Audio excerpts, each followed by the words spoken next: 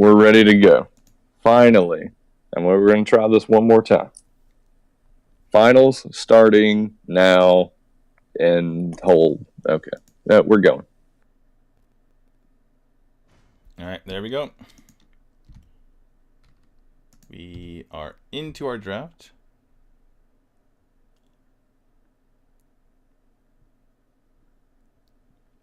Sorry, just checking to see if my dimensions are correct since I just downloaded the new APK for the emulator so we can get this match going right. And look at that, VVV was certainly watching the games yesterday, but I don't think, is L'Oreal 1v9 the Chinese characters? I'm guessing that's correct. That is L'Oreal 1v9. Okay, so VVV are not mistaken in their L'Oreal ban. And oh my goodness, look at that beautiful Malok. Ooh, it looks so good. Have you seen him yet? Have you seen him in game? I've tested him out on Taiwan, so yes. But he is absolutely gorgeous. His new entrance animation when you go to his character screen is fantastic as well. They gave him the old butterfly treatment. Is that something we should look for in the future for all the characters? I'm not sure. I would say that's mostly for the super main characters like Malok and what have you. So maybe Natalia? Could perhaps be a thing.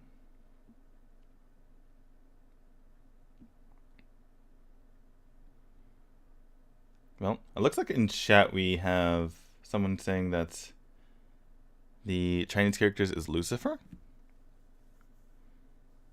But I thought that was the same person. Oh, L'Oreal versus 1v9 is Lucifer is the Chinese characters. Okay. I think, or I thought. All right. Well, we're going to go with that. Looks like both teams just didn't go for their final ban here, unless something happened as I was distracted. But regardless, we have Elsu on ZelphNation Elsu once more, picking that up. And we have the new Omega. And guys, this is not a joke pick. Omega is likely to be viable going forward because of the changes on his new ultimate. It knocks everyone back. It's like multiple Scud ultimates with obviously a little bit less damage. But Omega is a thing going forward. So prepare to have Omega in your games going forward. You know, I've heard that, but I haven't witnessed it yet. I'm really, really curious to see how it plays out. If it's as strong as it sounds. Well, it's basically, like I mentioned, a bunch of knockbacks on his ult. The only issue is it's hard to get in there. I suppose you can use your first ability to kind of sprint in there and then use your ult to go back. Also, his second ability is a lot faster animation, so maybe you can stun him and push him back. But we'll see how me is the best or whoever plays him does, as we get our draft all fleshed out. Pretty normal heroes on the side of VVV. Pretty solid roster on their side. Good side lane in the Ebeneth and the Zuka. The Mina holding down that control along with solid junglers and mid in the Kriknak and the Liliana. So very aggressive lineup here from VVV.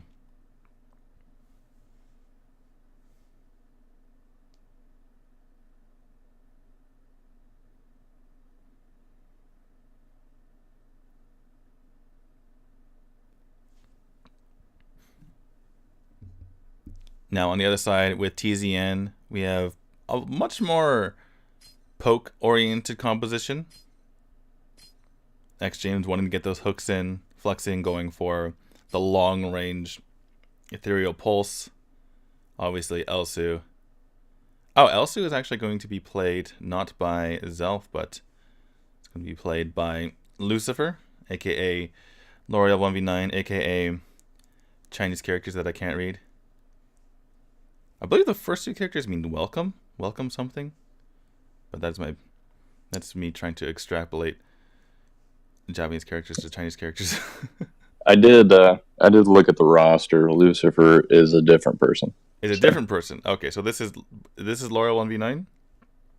This is not L'Oreal 1v9. This is nothing. Okay, well, unfortunately, we cannot read these characters, so we're gonna just call this person Elsu.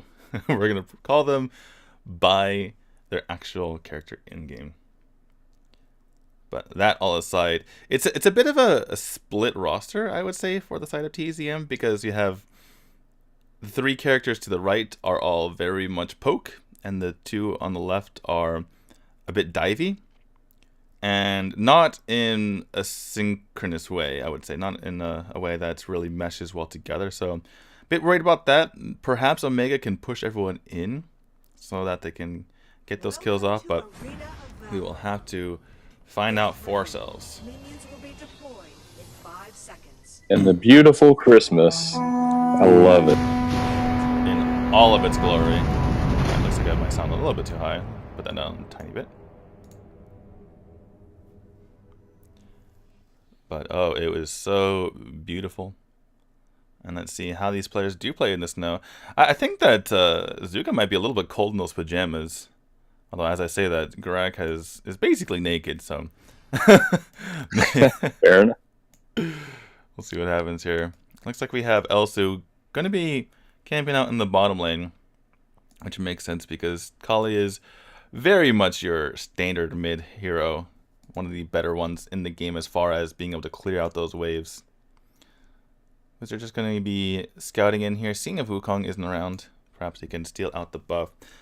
We have 2 heroes here that can steal out buffs, or not steal the buffs, but pull away the buffs and delay the jungler. But neither going for that in this game so far. Both just happy to take their own buffs on their own sides. Yeah, I think they're just trying to get a feel for what the other teams kind of what they're. Look at this. So Omega was winning the battle between he and Zuka. Oh no, there's a 4-man rotation here. Flickering from Wizard misses the hook. He's taking a lot of damage on the top, but that is okay because the support is not going to die, and dying is going to be Omega in the end. James coming over to try to help here. Flexing is in the vicinity as well, going to be popping his first ability just to try to get Rude, but he is a quick bug and he is already out of there. Yeah, and that's extremely good use of the bushes. They jumped in just fast enough for James to not see it, so he wouldn't rotate in, and they were both able to get out without any real. Ninja in a lot of trouble and goes down to the Kali. That's the heat you were talking about a second ago. She just has that power. Yeah, and the thing is, it didn't seem like such a big deal that earlier Mina missed her pull on the scythe. But because they were both low, that meant they both had to go down, speaking of Rude and Wizard. And because they both had to go down, or go back, that meant that there was no support for Ninja mid. Ninja dies. Not only that, but there's no rotation to the bottom side, so that tower went extremely low. And so little things like that, where you miss one ability, it seems like the initial result is the same, but that can change everything in a game like this. Like you said, it's just a combination of the micro and macro that you have to have down at this level. And speaking of that, James is going to be collapsed upon here. Gets pulled back, and that is a ton of damage. Oh, he's going to go yeah. down. Meanwhile, Elsu is trying to get some damage of his own. All of those health bars have been whittled down by him just by a singular Elsu. That is his power. And that was a pretty good view of the hitbox of that Elsu. I mean, they were all standing really in a tight group, and his snipe went right through all of them. Yeah, and it doesn't actually go through, but it does do splash damage if they're right next to each other, like we mentioned. As I say that, Simply Splendid goes in, gets the kill onto Mina, and there's no retaliation to follow. So very good job by TZN thus far. And you're seeing that they are certainly a match for VVV, at least in game 1. I'm like you though. This Omega, I want to see how this plays out over time. It's certainly holding his own against the Zuka thus far, which is obviously good for his side. Gonna be pushing in on this mid lane. Nice pull onto the Oh, Mina. In comes the World Devourer. Gonna get tons of damage in. Those Ethereal Pulses get the kill. And now it is a 4v3 situation. Looks like we have just that one kill in the end, which was onto Crickneck, interestingly enough. So, very well done by the side of TZN once again. looks like Omega's gonna get it. Omega low! Oh no. No shenanigans this time. Nearly gets McFly. And McFly, he is one of the better players in the NA region, so that is certainly impressive. One thing about Omega, though, is the animation on his first ability is still extremely long, and that just makes me sad. What can you do, though? Fun fact, if you build attack speed on Omega, it actually quickens the animation on his first ability. It makes it so that it stuns faster. Same is true for any... Yeah, same is true for things like Arthur, which you wouldn't think goes faster, but it actually makes him so like he basically teleports. But as I say that, James goes down by a nice rotation from VVV. 4 members coming in and dealing the pain. That said, this is a Kali, so unless they work quickly, this wave is going to get cleared very quickly. Nice. Me is the best with that ultimate, trying to push people out of the way, but good rotations, or excuse me, good micro, I should say, from VVV. Making sure to spread the damage out, and they take 2 down and the tower. But if you look, the bottom tower for red did go, and Elsu's got a nice little push in. It's definitely keeping VVV on their toes. Yeah, because of that push over on the left side, and you saw TZN was trying to get the most out of it. That they did the right thing in that situation. When you get pushed on, the worst thing you can do is arrive late and try to save your situation and just basically, string kill, 1v1 die to the opposing team. So they did the right thing. They got advantages on the other side of the map, and that means that they're not too far behind, only 700 gold deficit, and they have their own tower. Okay, looks like we're about to resume. Seems like the pause was nothing. But Rude trying to go in. Going in on James, interestingly enough. Gets pulled, though, by James. Nice World Devourer, but Ninja finishes off the kill so that Rude can get away. In comes the Ethereal Pulse from Flexing, trying to get the damage in, but unable to secure any kills. Meanwhile, Me is the Best is just making life difficult. I love it. McFly. Oh, my goodness gracious. Getting that working. That was not my expectation, Zuka versus Omega. I expected Zuka to own that fight. Yeah, especially because you wouldn't really expect Omega to be one doing that damage. And let's just take a look at his build for a moment here. Not anything crazy, just making sure to be nice and tanky. Has a hybrid build at the moment with that Mantle or Raw. Damage coming in, though. Wizard taking a lot of damage. The World Devourer does not connect, but VVV's Rude gets low. That said, Simply Splendid does go down before he can take Rude out. That is a 2 for 0, I believe. Somehow went from 5-3 to 7-3. Maybe there was a kill somewhere else before that happened. But regardless, 1 for 0. And it looks like Me is the Best going to be switching lanes a bit here. At least for the time being. Yeah, also, I like the spread on Elsu's Sentinels. One of them just went away, but he's doing a really good job of keeping vision on the map. Yeah, very nice in order to have that so they can know when the VVV is rotating in. McFly trying to make something happen here against Wukong and Omega. But Omega, again, with that pushback. McFly just can't get in there. He tries and tries again, but can't make it happen. And they're able to get away from their Ninja taking a bit of damage from that Ethereal Pulse. Meanwhile, in the bottom lane, Elsu trying to make this push happen. There is a collapse coming onto him. Can he get out in time? There's no tower here to save him. Rude is on the hunt. Can he get out of there? Use the disengage. Oh my god, so much damage. One more tower shot and secures the trade. Nice. Very well done by Elsu, getting out right in time. Using the disengage perfectly, getting as much damage as possible so that the tower can finish him off. And that is an underrated thing when that happens, right? Because you have 2 members chasing you, which means not only is the jungle not getting anything done, and you're trading for that jungler, but you have Yebeneth chasing you down as well. So lots of things not getting happen because of that. And TZN, again, just staying in this game. We have not seen a team stay with VVV this entire tournament. Not a chance. I mean, like I said, they made, since about week 9, since they got back from Brazil, like I said, it's a totally different team. They've been so commanding and so dominant. I'm really impressed with TZN so far.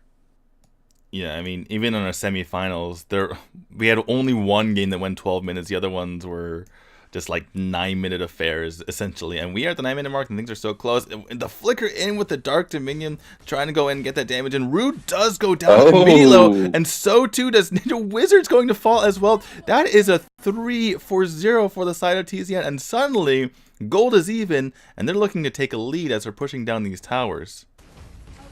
Wow. This is a really strong push from TZN. This could be the chance for them to really take control of this game. Jordan trying his best to clear the wave with that Nature's Realm, but unable to do so in time. Is James going to tank this tower? I don't think he has quite the HP pool to do so because McFly is right there waiting. Looks like they're going to have to wait for their chance to take this high ground tower another time because both Slimby, Splenda, and Me is the Best had to go back and clear some waves. So that was the best they could do. They do, however, secure themselves 1,500 gold lead. That's the first time you can say that here for TZN. And looking at it, they still are in a situation where the waves are pushed to their side of the river. I mean, they've got a lot of stuff they need to catch up on before they start making any true pushes. All right, I don't know if the Dark Slayer is going to allow them to do it.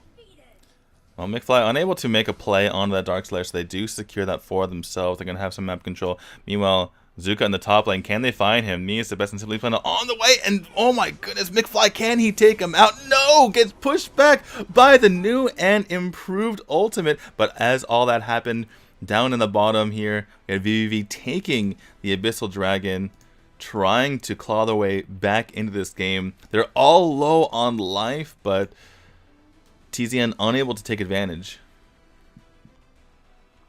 Yeah, and I think this is a kind of an unfortunate wake-up call for VVV. They've been able to kind of play around in a lot of these matches for the last couple. Okay, knock up on the Wizard. She has to flicker away, so that's a long cooldown burn there.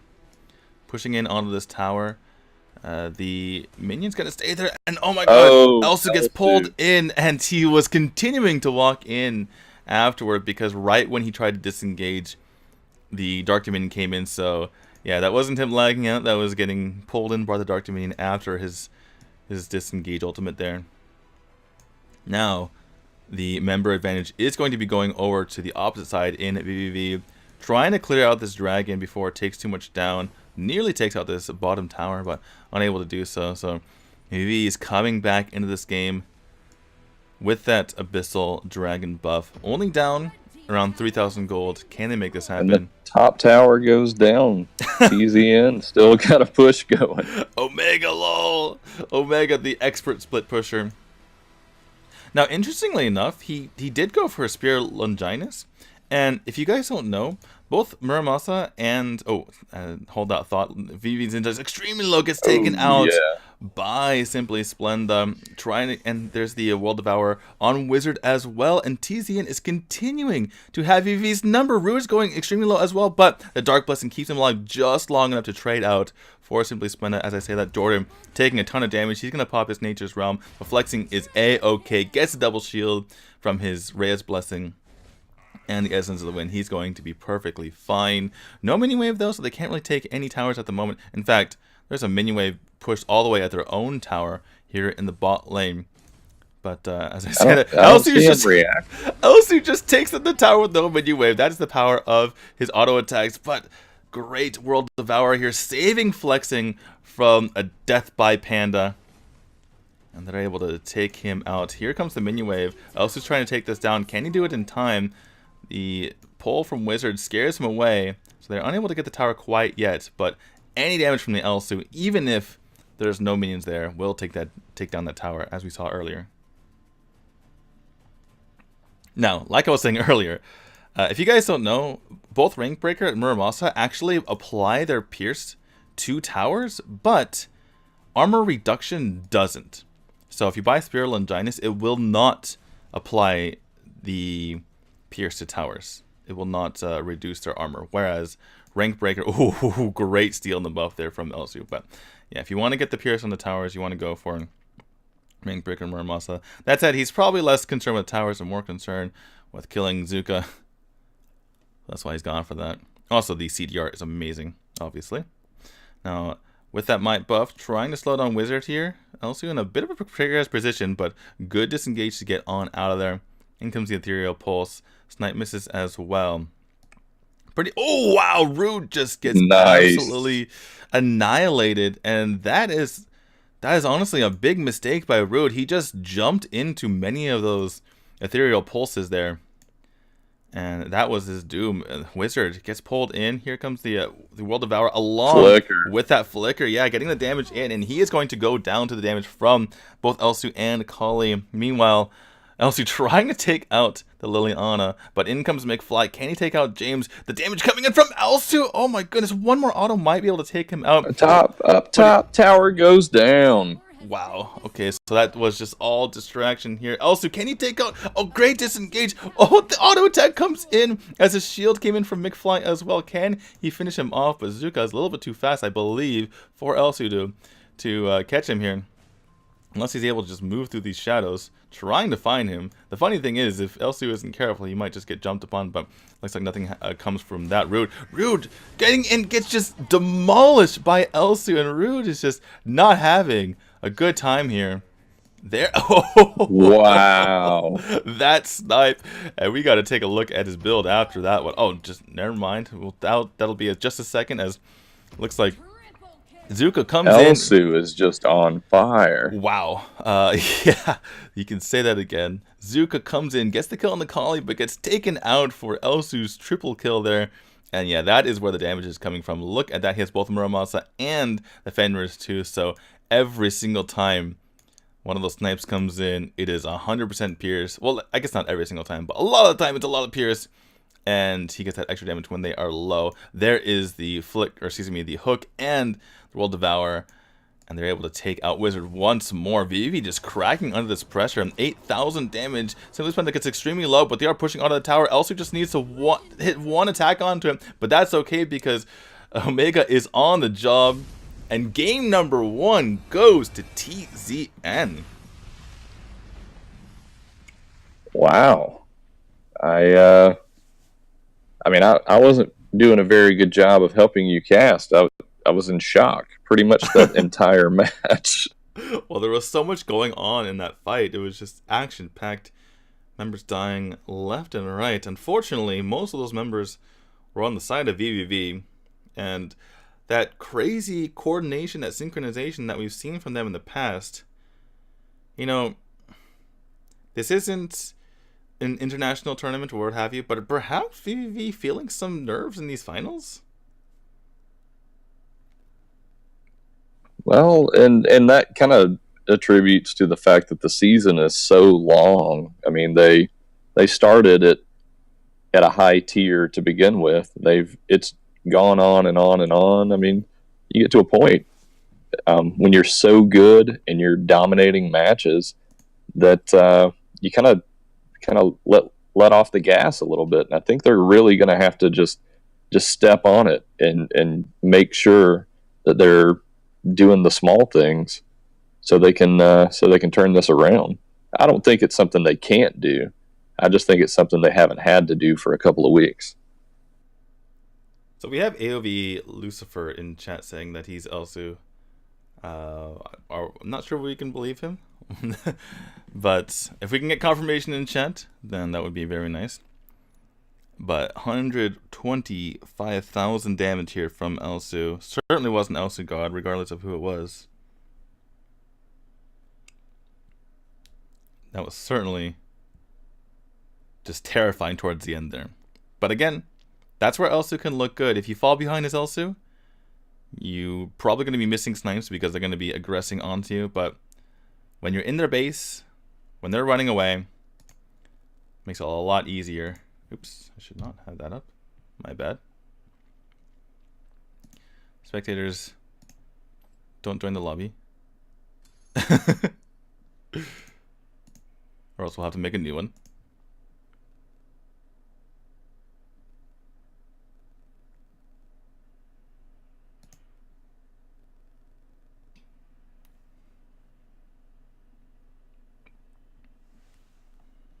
So obviously Elsu is going to be banned. I don't think there's any question of that. I feel like the Kali was doing a huge amount of not even necessarily damage, which she did do, but she was using her ult the intelligent way and using it to control where the other team was moving so that her teammates could make moves. I mean, it was. I really enjoyed the Kali probably as much as I enjoyed the Elsu. Just the movement control. All right, so we have in chat from Lucifer that Lucifer is L'Oreal, is Chinese name. Well, I definitely have them as two different people on the roster, but that doesn't mean that James didn't just send me the wrong info. We can just blame James. It's okay. Yeah, that was my plan.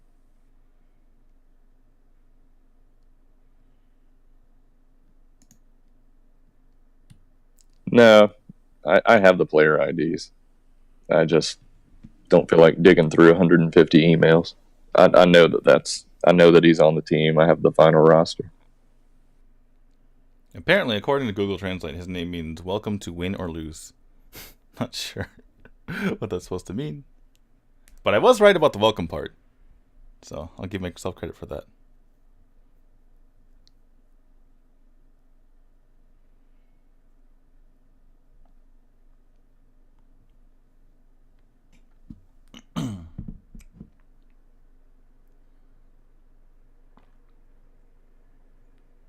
So, what response do you expect from VVV? Well, I think the Elsu, like you mentioned, should be banned, especially if they don't have a good way to deal with it.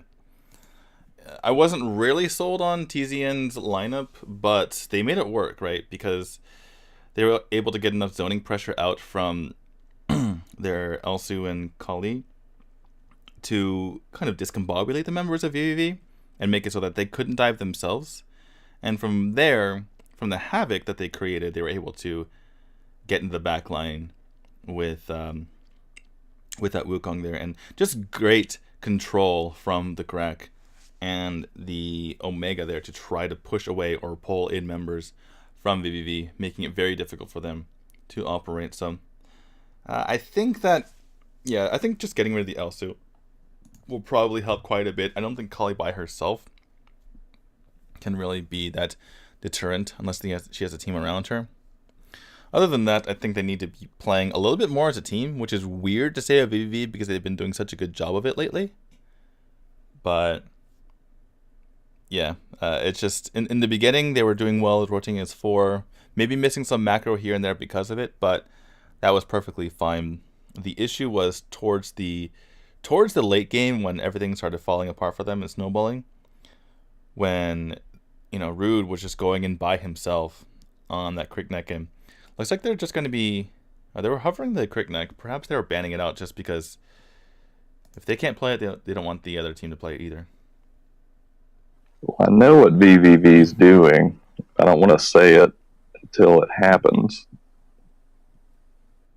Well, they're banning out both of Lucifer's good picks so far, right? They're banning out the Elsu, and now they're banning out the L'Oreal, who we saw yesterday. Lucifer, aka the 5-character Chinese name person, aka L'Oreal 1v9 was his other name. So they're getting rid of those. I know VVV was really hoping to get Richter. I mean, we saw yesterday how powerful they are, or how strong they are with him, but they've been practicing him quite a bit. So I know they were sad to see him go. Well, first pick Crush is not something you typically see, but it does offer quite a bit of control. And if you're not going to be picking up Mina, that is one of the best ways to offer that great CC and control in those team fights. Excuse me. Now, countering here is the Yeboneth and the Liliana. Liliana, obviously one of the top tier mages. And they're going to go for the Crushed and the Mina. So very interesting. This kind of precludes or prevents TZN from picking Chagnar, because at that point, Chaos Protection is not going to protect from both the Dark Dominion and the Metamorphosis.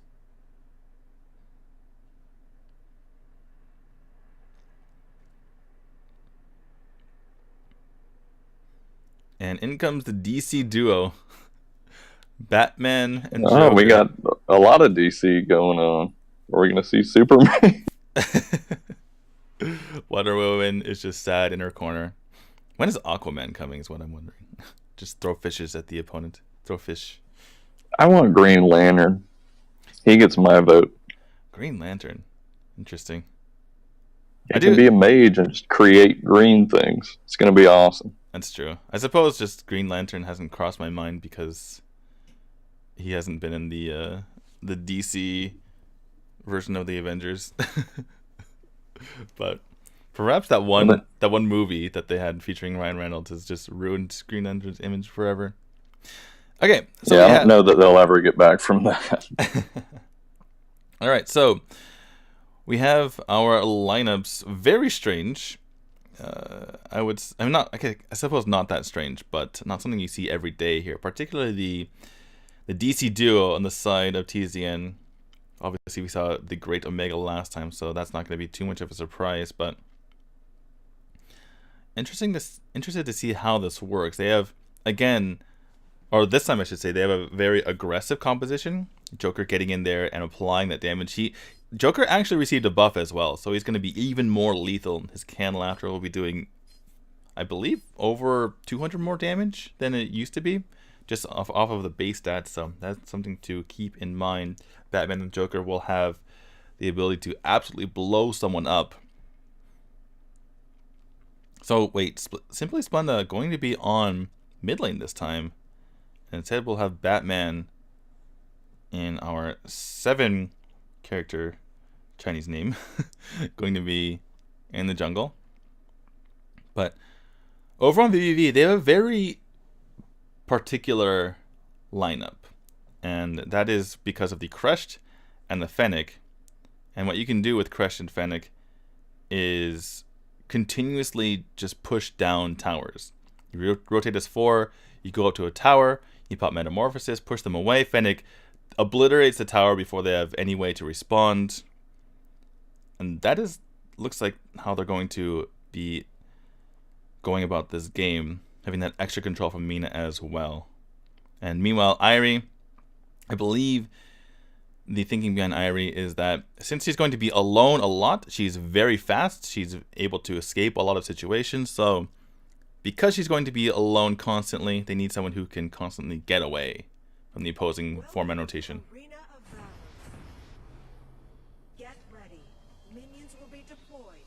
Man, it's just really refreshing. I know I keep saying it, but this winter theme is just really, it's doing it for me. I'm really, really happy with the way it turned out. Yeah, it feels so good. They do such a good job with these things. Here comes the passive from Joker onto Wizard here. Now we'll see if this is just a constant 4-man rotation here, because James is, ostensibly, flicker forward. Wow, the aggression from Joker. Flicker forward passive into Rocket, just getting the damage in onto, then just sending a message. He says, I don't care if that's a 2-minute cooldown, I'm gonna chunk you to half.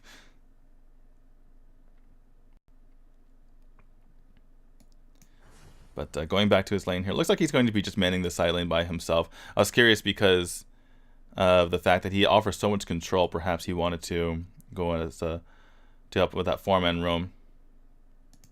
But as I say that, oh my goodness, look at this top lane here. Jordan not winning the fight versus me is the best. Omega just putting in work. And this is not even considering the ult buff. This is just the faster time, the faster animation on his second ability really coming into play here. Well, really, Irie is one of those heroes that really picks up as the game progresses. Ooh. Pull in from Wizard, but gets smacked in the face by Mega's shield. Go away, he says. As we say that, though, looks like Joker has to retreat back to this bottom lane. Ninja Rude perfectly fine in the center there, despite the added pressure from Joker. But as I say that, Wizard getting extremely low, uses his ult to great use, takes him out, but in comes Ninja trying to get that damage in. Oh my goodness, the Cyclone coming in from Rude, but unable to pick up a kill because of it. That is pretty insane considering how fast Fennec normally is in rotating around his jungle, but Batman able to get there faster and pick up that kill.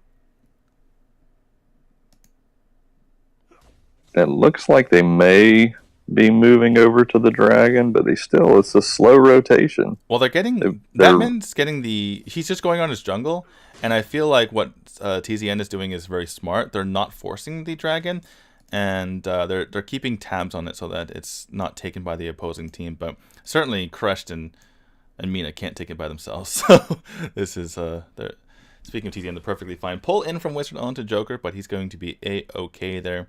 James just coming in to try to help a little bit, and because this is 2 supports, he's not going to take any damage. Meanwhile, Simply Spun the Batman sharking around here, trying to see if they can't pick up a kill. Batman coming through the backside, trying to catch someone out unawares. Maybe he goes on Ninja. He does go on Ninja. There is the ult. Ninja has a flick away, but that's okay because Splenda has him. Meanwhile, Metamorphosis on the other side. Joker's all by his lonesome, but takes out Rude before he goes down. What an amazing rocket, able to trade out his life. He was dead to rights and able to get that kill up before he succumbed.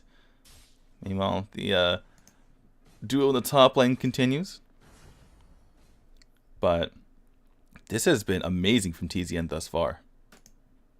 Yeah, it's an incredible amount of teamwork because none of these engages would work if each person weren't using their abilities for the team rather than just for their own personal benefit. They're working the slows, the stuns, it's all in unison, and it's really coming together well. Uh-oh.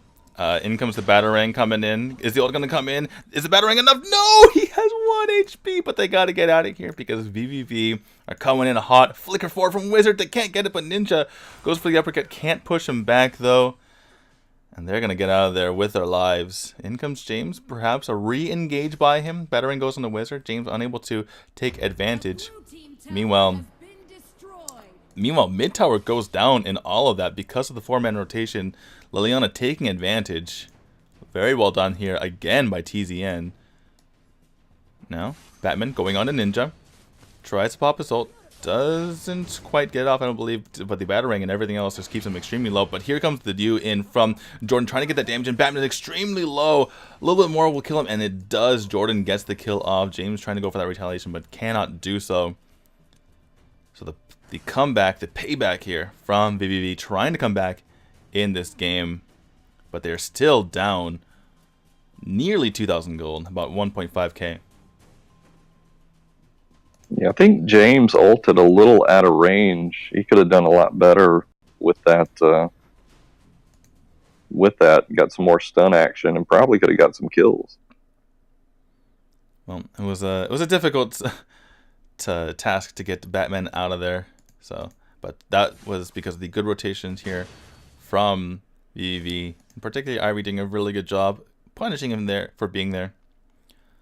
But let's see if VVV can come back or TZN can continue this lead here. Meanwhile, oh my goodness, Rude just is absolutely demolished. Can't even apply damage to Batman before Batman just walks on right out of there. Meanwhile, Wizard taking a ton of damage too from that Shining Light, Blind Light combo. Can she get another one off?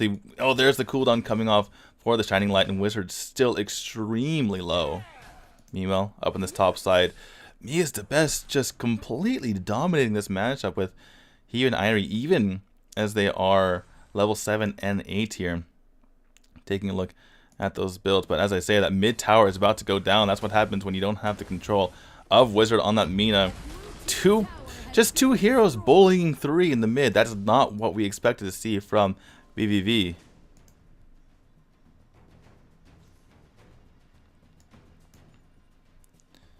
No. It looks like Misa's gonna get caught out here. Here comes this Hugh, trying to push back people with his ultimate, but that is 4 members and a tower. So he's not gonna be able to get out of there. Not sure why he was. Yeah, I think they finally just got tired of the Omega situation. I could just see them like having nightmares of Omega Lol in chat and saying, "No, stop!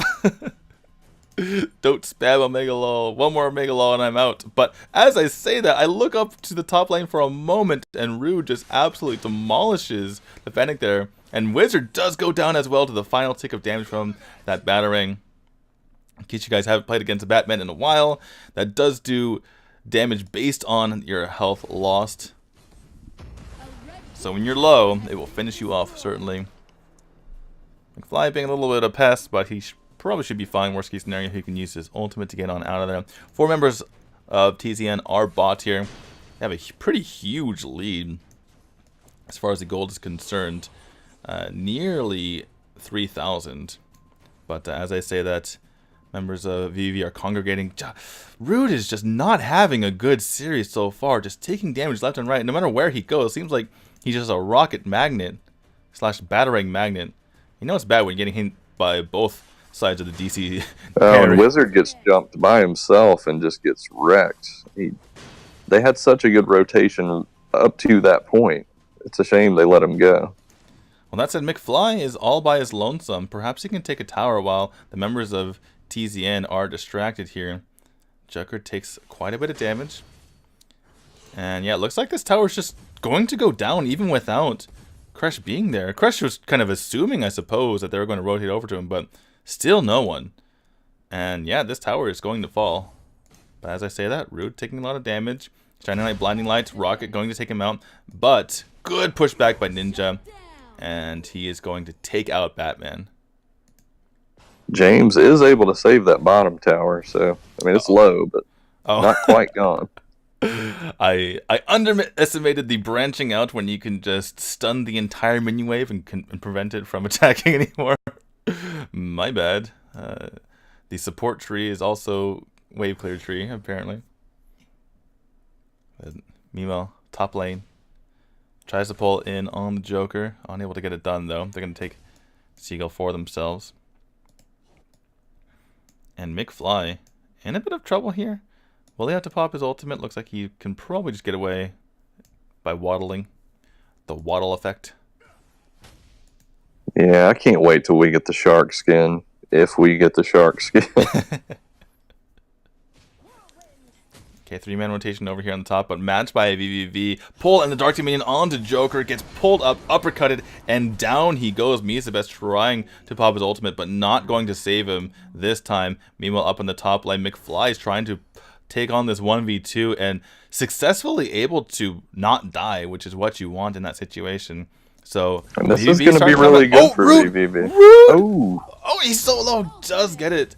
Does Batman get it? Excuse me. But that is a 1v1. They do get the tower, but that's, I would say that is about as good as you can hope for if you are Batman in that situation. But as I say that, the gold is pretty much even. VVV finally finding their bearing. Finally starting to come back in this game.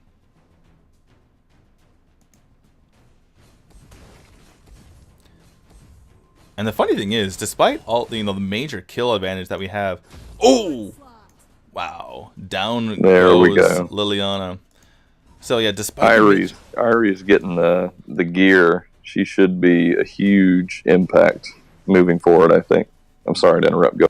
Yeah, no. Interrupt me all you want. That's perfectly fine. I'm taking a look at her build. She does have the second most gold on her team, so we'll be able to apply that damage. Has Rank Breaker. Has basically 2 hybrid items and an offensive item on her side, so going to be able to put in that damage.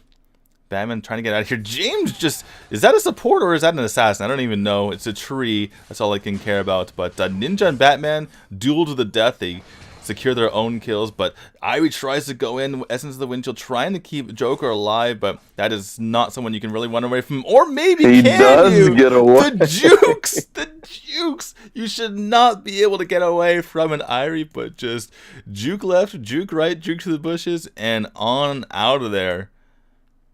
In particular, using that pick a card, any card to his advantage, and just skedaddling on through. which is still an incredibly overpowered ability that people, I don't see a lot of people in NA using Joker. He is super strong, especially with the change they made to his ult on the previous patch, and this one, his damage went up on his. Yeah, the thing about Joker, I actually played a decent amount when I was on the SEA server, and when I tried playing him after the nerf 2 patches ago, it does feel a lot worse to play him, because when you don't have the invulnerability going in with your canned laughter, that means that the other team, especially if it's like a marksman, can just, like, one more shot can basically chunk you to half. That's something you have to be super careful of. So Joker, character that you have to be a bit more careful walking around. You can't just have like double invulnerability with 2 of your abilities now. Has to be to be a little bit more careful. But in exchange, the last couple of patches, he has received quite the damage buff. He now has attack speed after his canned laughter, and he has more damage on the canned laughter itself.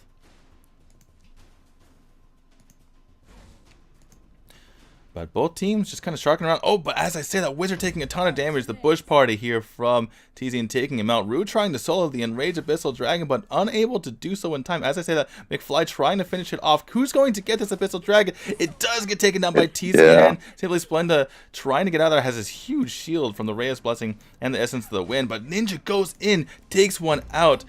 And can they take down Liliana as well? Batman coming in. Oh, Ninja's there. He's ready. Oh, nice. Nice. Wow, very well done. But in the end, Batman takes out 2 on the backside here. Takes out both Ninja and Rude. McFly actually trying to take this down. Can he do so? There is a Dark Blessing onto the Batman, so that's why he's helping him. And he's getting the healing from his abilities and able to get out.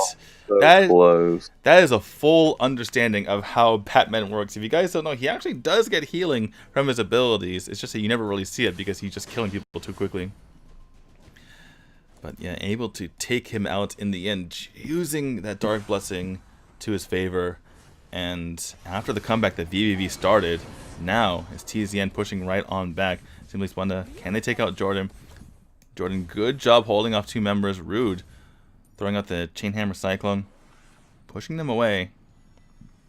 BV still in this, but this has certainly been a roller coaster of a match. In comes Joker, and wow, the rollback at the perfect time, but Ninja goes down instead, and Rude's extremely low. Can they finish him off? Joker is on the hunt, but there are multiple members here to push him away.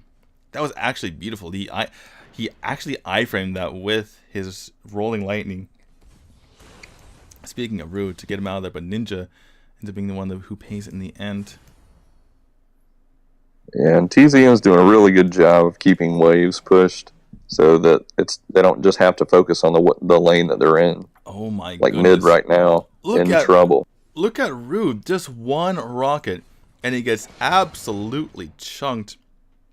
Looking at Joker's build, it's just all damage all the time, and it's definitely focused toward taking out squishies with that rank breaker.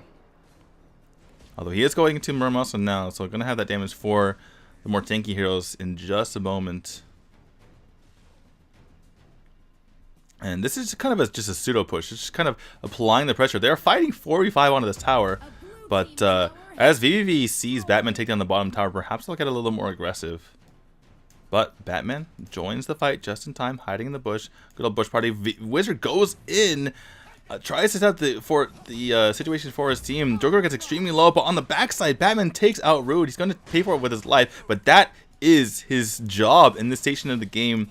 He's going to get taken out once more after that Blade of Eternity goes off. McFly, even though he is in his metamorphosized form, well, he does go down at the end, though, but he does take out Joker. But as I say that, it is a 3v1 situation, pushing onto the core. Can they take this out? They do have a lot of damage, potentially, because Liliana can deal that auto attack damage to a core if necessary, and so too can Omega. Just winning, just spinning and wheeling and dealing onto the core here is Omega, and they're gonna take out game number 2. During, surprisingly, TZN 2-0 in this best of 7. Well, in the 12 weeks of the regular season, they only lost 2 actual matches. They never lost a series.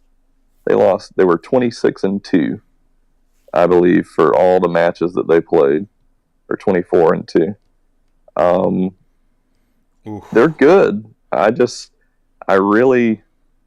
mean, VVV is an incredible team. I'm shocked. I But have one word. Oof. If you take a look at yeah. Rude. Oh no. Oof. Ooh. Anyway, go ahead. Well, honestly, I feel bad for him because he is definitely being focused, and it is tough in those situations when you're playing a squishy character that no matter what, you just need to stay back, and all you do is keep moving further back. And they have characters like Joker that can rocket you from 400 miles away. You're never safe.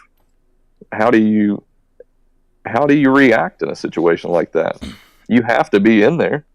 There has to be better protection, I believe, from his team, though, because his entire team has great CC in their kits. Even down to Raz, who can push people around and knock them back. So I feel like it has to be from the team. Hold on one moment. Gotta get to the other screen before I accept this.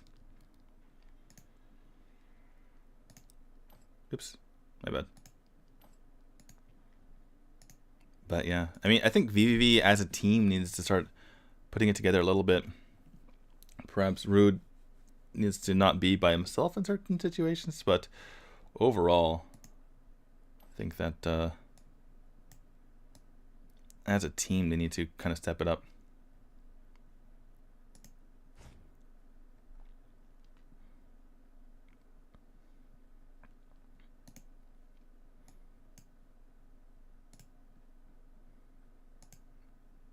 Right, looks like our Latin American side are changing casters.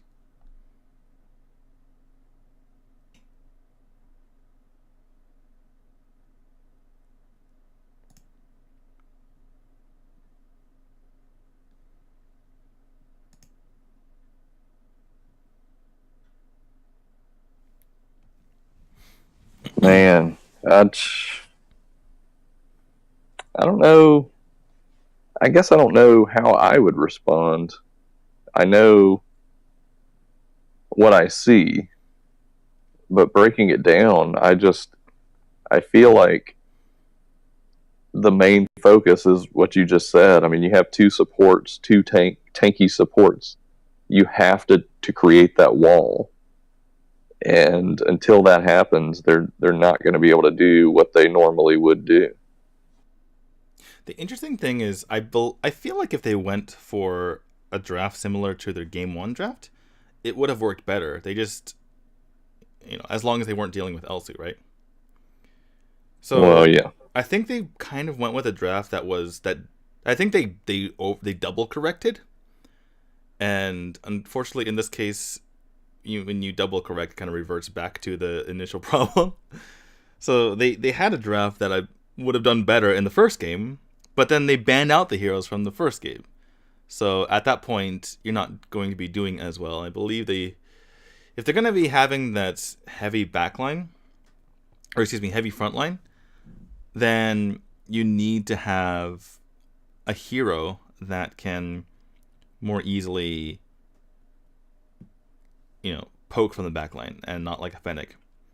And really, the Fennec, all he's really good for, honestly, and it sounds bad because he is a character. He has feelings maybe, but really what you're trying to do with Fennec is kill towers, right? And I feel like they never got into that rotation. They never got into that rhythm of let's go to this objective and take it. Let's rotate us 4 and kill this tower. Let's kill this next tower. Let's not take team fights because we're not going to win those because Fennec is not very good at team fighting.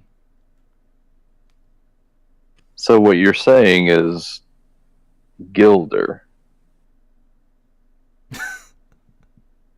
See what I did there? I actually do not see what you did there, which is why I'm very confused. I just felt like throwing Gilder at you. I feel like the characters that they need are maybe not characters that they're comfortable with. They're kind of bouncing through people that I've seen them over the course of the tournament play. I mean, I've seen them play all these characters, I've not seen them play really many more characters than what they have played.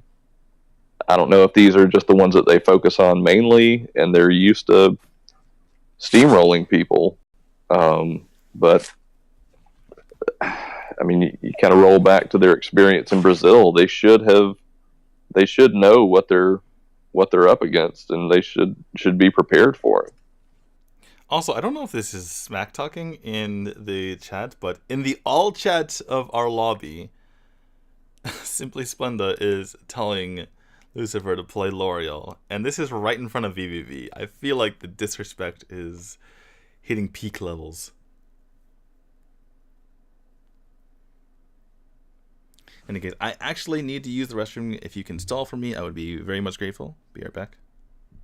Fair enough. So everyone in chat, we've obviously got a lot more to come.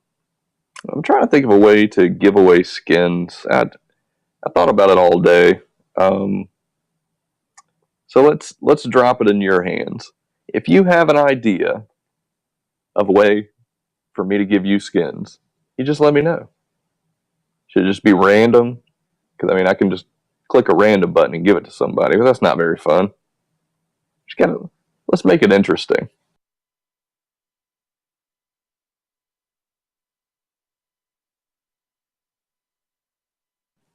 In addition, while we're waiting on that, if you go to the Premier Valor League Twitter page, there is a post that refers to the bracket. If you're a follower of the Twitter, if you like that post and you respond, you will be put into a random drawing for a skin at the end. So you definitely want to jump in on that. Free skins there. We got skin giveaways for the people who voted on who they thought would win. There aren't a lot of options for TZN, so if you didn't vote, you missed out. I believe it's 2 people. So one of those 2 is going to win a skin. Just trying to make it fun. So if you want to win a skin, definitely follow the Twitter. Definitely hop on and respond to that tweet. And if you selected the right one, you will be randomly dropped into a drawing for free skins.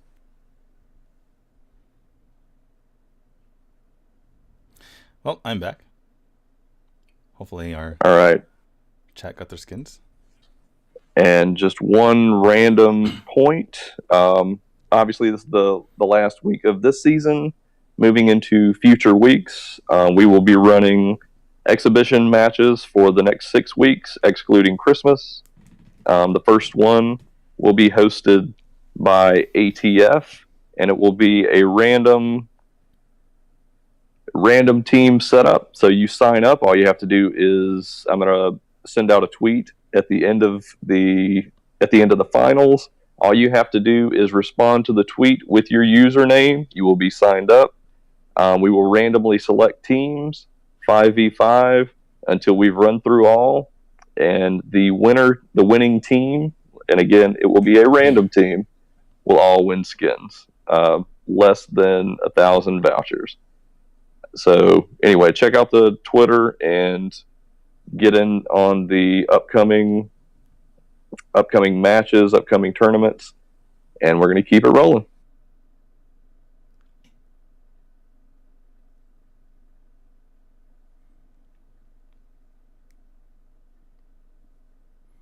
And I believe we are ready to go.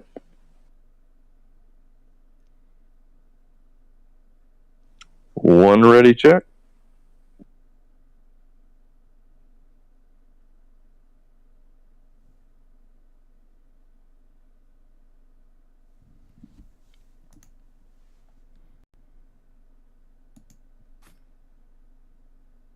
And we are going into match number 3. We are currently in a situation where the quote-unquote underdog is up 2-0. They have to win a total of 4 to win the series. So there's still a heck of a lot of game left from both. So We shall see. Lindis, auto ban. Elsu Richter, auto ban. Ignis, auto ban. Nothing specific going on in the ban phase up to this point, or no target bans. So, As we say that. wait, I have been corrected. They are not letting Lucifer play L'Oreal. And again, if you guys are just joining us, Lucifer, aka the 5-character Chinese letter person, is L'Oreal 1v9 from yesterday. So VVV saying none of that, please. Which is interesting because L'Oreal, just because it's a comfort pick doesn't mean you need to ban it every single time. Since L'Oreal's one of those heroes, as long as you have the burst damage in there, you can take her out. Especially because she takes a little while to get going. But they do decide to ban her out, and that leaves Ignis available. And we'll see if Lucifer can be the Ignis King here. I was actually pretty excited to see Malik in the game, but unfortunately McFly goes back to Izuka. And they're hovering the Omen, but I don't think it's necessary. I think all we need to see is that Omega. And the Joker pick, I think they showed us that the Joker pick was a good pick. Prada, now that's an interesting choice. Oh, it looks like our 7 Chinese character player is Hicks, so we can refer to him as Hicks from now on.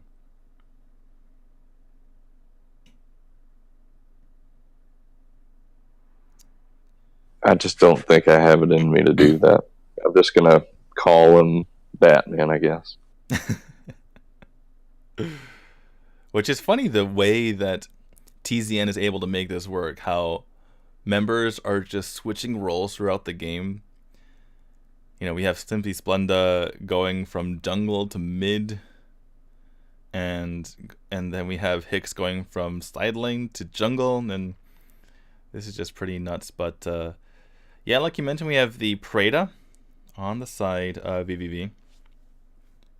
And that is a pretty solid response to what you were just referring to, as far as that range from the back line.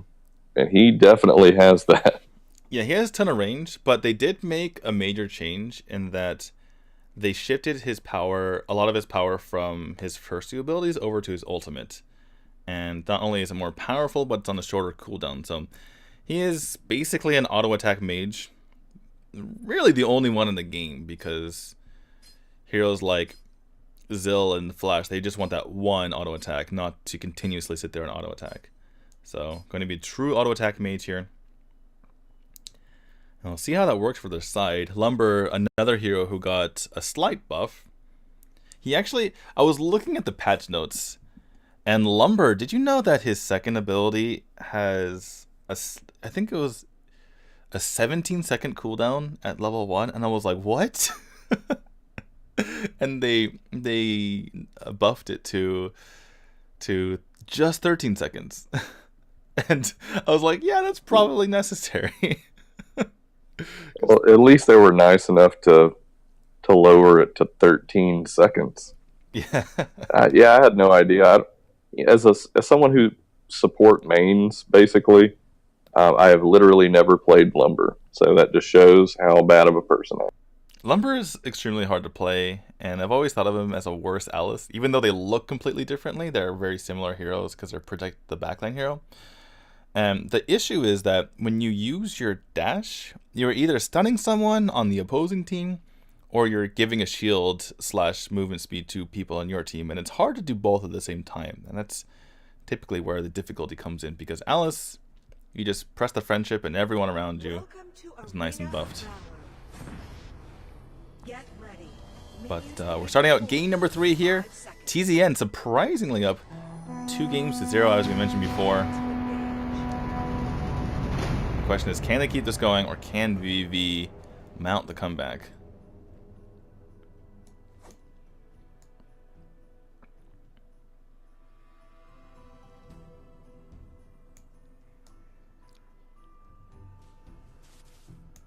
The new music for the Winter Wonderland is fantastic as well. I turned up the volume a bit between games, and perhaps that'll help a little bit.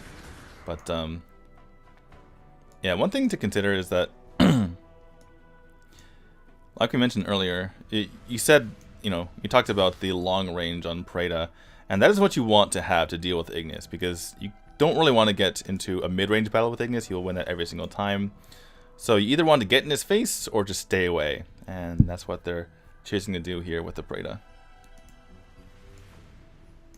Oh, okay, it looks like we're kind of a switch from the Omega and the Joker. Joker's going to be going bot here to deal with Zuka, but going to miss this entire minion wave, or at least most of it, in order to get there. So veniVidivici is just going to organically get a little bit ahead, and Omega's going to be heading top to try to deal with Irie.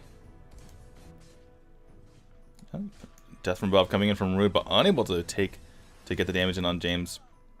By the way, you saw that very fast rotation in from Rude, and that is because of the buff on Zephys as well. But as I say that, Rude taking a lot of damage again. Batman getting on top of him, and is he going to get taken out? No, the miss from Simply Splenda can't get the damage onto him, but oh, he's so extremely low. God, he was so close. It feels like multiple members thought he was going to die and didn't deliver the finishing blow. There were multiple members within melee range.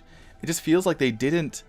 They felt like someone else was going to get the kill, and with multiple members from veniVidivici rotating around, they didn't want to die immediately afterwards. So no one with that finish, in particular, the Ignis did miss all of his spells too, so that's something to be concerned about. But here in the bottom, we have Lucifer winning this matchup with Zuka, and Zuka, unfortunately, didn't see the Batman coming. And how many times have you heard that said by criminals in the DC universe? Didn't see the Batman coming. As I say that, Rude taking a lot of damage, takes the Fire Crash, takes the Rain of Fire, takes the Canned Laughter, and down he goes. Rude, this is not your series. James grabs the dragon, pulls it away. He knows veniVidivici's there, but they're distracted. No, he's just trying to leash this, because it's better for Hicks to go around the jungle once more, because he has all these jungle creeps available. He wants to get through this faster than the opposing Zephys, and that will gain them a lead rather than trying to force the Abyssal Dragon, which is a bit of a risk in itself. But as I say that, Batman, he's going to be backing around and trying to get onto McFly here, but McFly with the jukes going to be surviving that Batarang as well. Wizard coming over to try to help him out, but Wizard might be in trouble himself. Nope, gets out of there with that Rampage. But yeah, a bit of a missed opportunity. Batman does lose out on some of his jungle creeps because he made the decision to go back bot there. Wasn't able to take out Zuka in the end. But they do continue to have this lead. Does TZN just continue to have veniVidivici's number up 1.3k gold right now. Here comes the Metamorphosis. Are they going to be able to get Joker? The dunk comes in. Batman misses, but here comes the dude to try to save this minion wave. Going back on the Batman. Bat's extremely low. Goes down to the tower. Miyazab's trying to push out Irie into the open, but Miyazab's taking a lot of damage as well, but they do secure the kill in the end. But very well done by Jordan on that Irie. That's about as well as you could have played that, because you got ping-ponged around with a Metamorphosis, able to survive the initial aggression and trade for one for one. Even though the tower goes down, Irie was about as well as she could have played that. And they do take the dragon. I mean, they're maintaining their gold, even though they're a little bit low. They're maintaining and they're pushing back up. So they're trying to respond.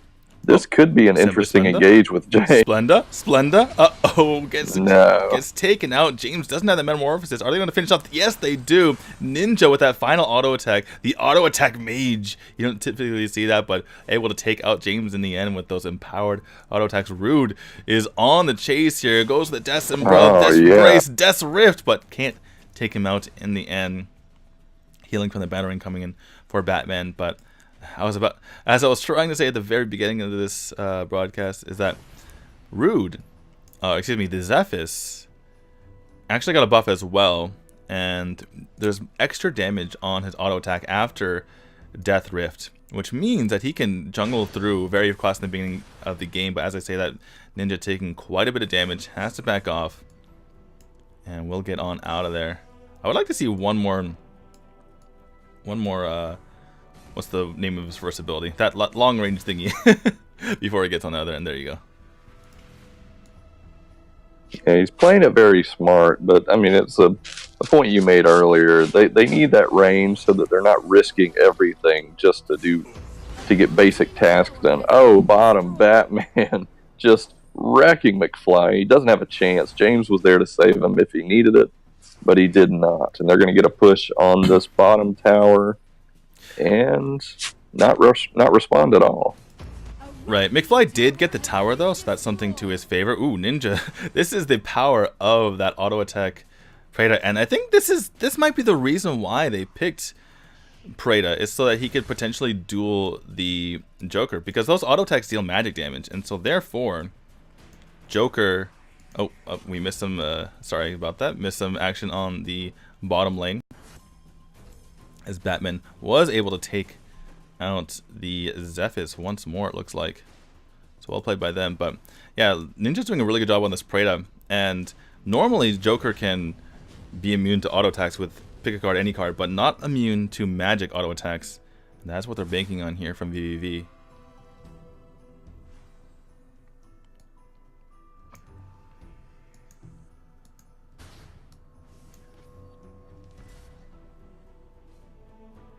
I feel like we're about to see a pretty strong engage. Everybody's positioned and ready.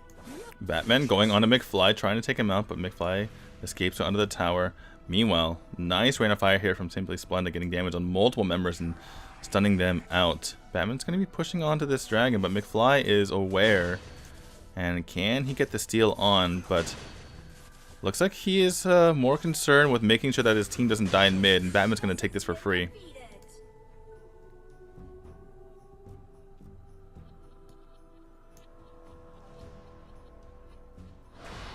Oh, yeah. Oh. This should be it. McFly jumps in, doesn't get as much damage as expected. Oh, in comes the Omega, though, trying to go on the back line onto Jordan, trying to use that ultimate. But as I say that, Batman just has Zephys' number this game. He is just taking him out left and right. Now going to be stealing the jungle out from underneath him. Batman taking that buff. I'm sure Ignis wanted it. Ignis going to retreat to his own blue buff. Like, fine, I'll take my own. But Batman going to be pushing on to McFly once more. Can he get this kill? Ult comes in, and there is the Batarang to finish him off. Hicks just has this Batman locked down as far as his abilities are concerned. Just completely using him to the fullest of his abilities. And that is exactly how you want to do it. You want to get in your Batarang and your ultimate and your elbow, I guess his first ability is, and then if you get that all in succession, then your Batarang does maximum damage if you get that full combo off in the allotted time. And that was able to finish off Zuka in one combo. Now, speaking of which, Batman's sharking around once more. Let's see what he tries to go on top of. Looks like veniVidivici are aware he's in the area. Who is going to be his target? And looks like they're going to go ahead and back off. Really nothing in the area. Batman's going to be shifting out his focus over to this left side. Can he potentially take out Jordan? Goes for the ult, and there it is. Not even able to use the U before he goes down. Batman just on a tear. All I got to do is follow around the Batman. He's going to pick up a kill somewhere or another. This feels like Batman from old. And as I say that, Rude tries to make something happen, but unfortunately, you're not the Batman in this game. And James catches him out with a metamorphosis and punishes him.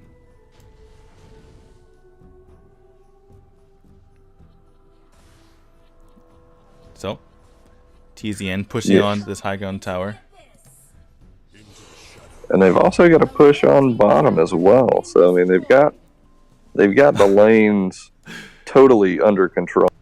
This really feels like Batman from when he first debuted, and it was just a terror on the field. Every time you see those eyes on you, you're like, oh my goodness, I'm going to die. And Higgs has just played this Batman to absolute perfection, putting the fear of God into the into the side of VVV.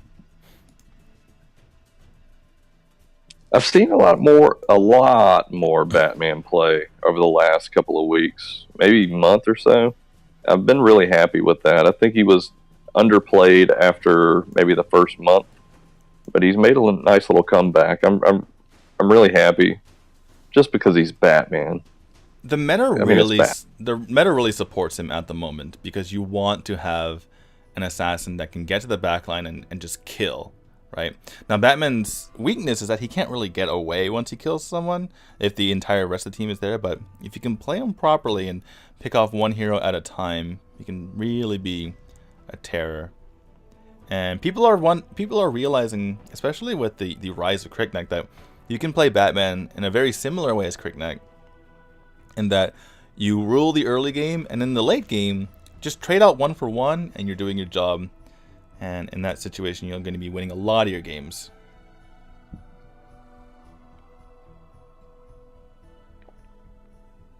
So how do you feel about the jungle meta currently? Is it outside of Lindis? Are you automatically picking a melee hero, or do you think it's possible to still maintain these other marksman heroes in the jungle, or is it even worth it at this point?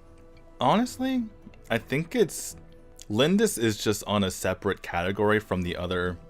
I think it's Lindis, pretty big drop off, then Violet, then even bigger drop off, and then you have like your Slims and Fennec types. And Fennec is a very specialized marksman, where you're trying to kill towers and get objectives. Whereas Slims, I don't think people should just pick Slims at all. It's particularly in professional games. Maybe if you're good at Slims, you can play him in your solo queue games, but Joker annihilates Zuka. But yeah, I just, especially in competitive games and in particular pro games, don't think that Slims can be the pick anymore. So in a sense, I agree with you. In a sense, I feel like melee heroes are really what you need to go for after Lindis. Ooh, miss on the combo from Batman, but no punish.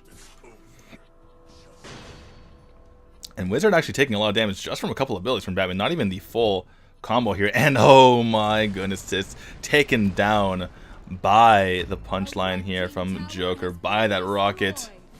Metamorphosis comes in and onto Rude, and this is the power of that Crest here, because they're able to just push everyone away. As I say that, though, Simply Splendid gets taken down, but Batman gets the return kill onto the Preda. He's going to finish off Zappies before he goes down, and he has the Blade of Eternity. He had triple life there between the Dark Blessing and his Blade of Eternity. And with a 10k gold lead, they're pushing onto the core. Jordan is not even responding. And what is this? A 3-0 advantage for TZN. Wow.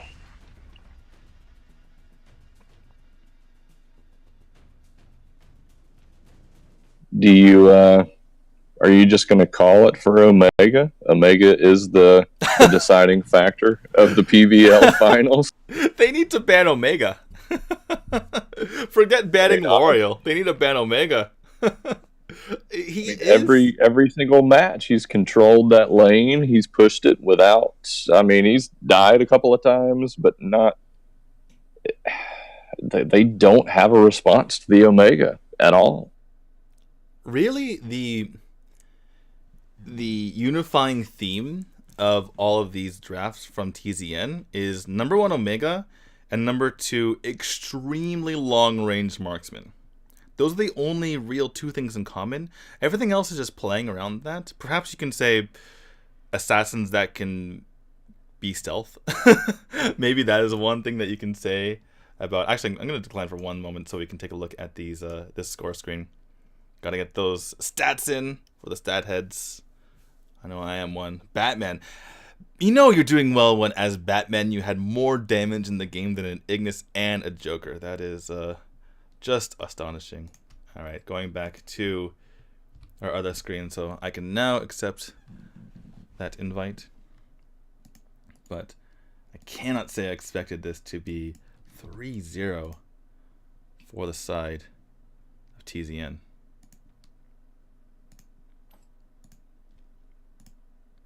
But wasn't it Korea Thailand last year? Like if it were a best of three, one team would have won. If it were a best of five, one team would have won.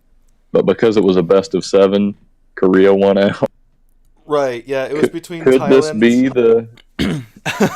Well, it's not going to be so topsy-turvy because it's already 3-0 for one side.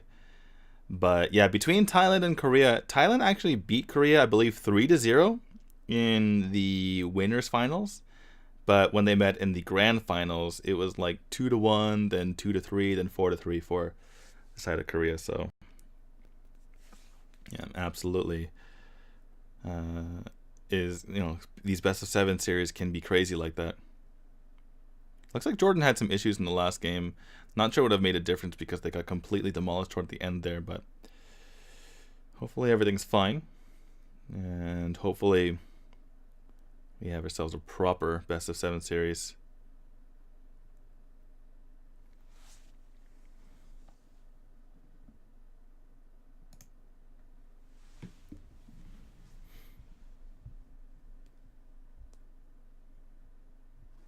Are there any other specifics from the patch that you were excited about or interested in or wowed by or? Well, we're seeing a lot of the patch come through here in these games. You see the Zephys buff, you see the I'm already forgetting the Joker buff. Xanus buff we haven't seen quite yet, so we might see Xanus in one of these games if it comes down to it. I think that's one of the bigger changes that we've seen. Now explain that to me. I don't play Xanus. I played a couple of matches with Xanus, or not well with Xanus earlier. I saw that he was more effective, but I couldn't really tell you what was happening to make that set. Are you talking about pre-patch? No, like currently, like what happened in the patch for Xanus? They switched some of his power from his ult into his other abilities. He basically was an ult bot because when you ulted someone, you gained true damage and you had a lot of damage resistance. So they took away the damage resistance, which was a pretty big nerf to be honest, and they increased the cooldown on his ultimate. So now he's not really an ult bot, and in exchange, he gets 200% attack speed when he uses his second ability, which is the maximum. So that helps a lot because you don't have to build any attack speed. Previously, Xanuses were kind of caught between, when you're a hybrid warrior like that, when you're a warrior who's trying to deal damage but have the damage resistance as well, it's very difficult to choose between armor and magic defense and damage in the first place. But on top of that, Xanuses were trying to build attack damage to accentuate his true damage. Build attack speed to accentuate his true damage. So now Xanuses don't have to build attack speed. He already has the maximum. And he gets some healing off of his second ability as well.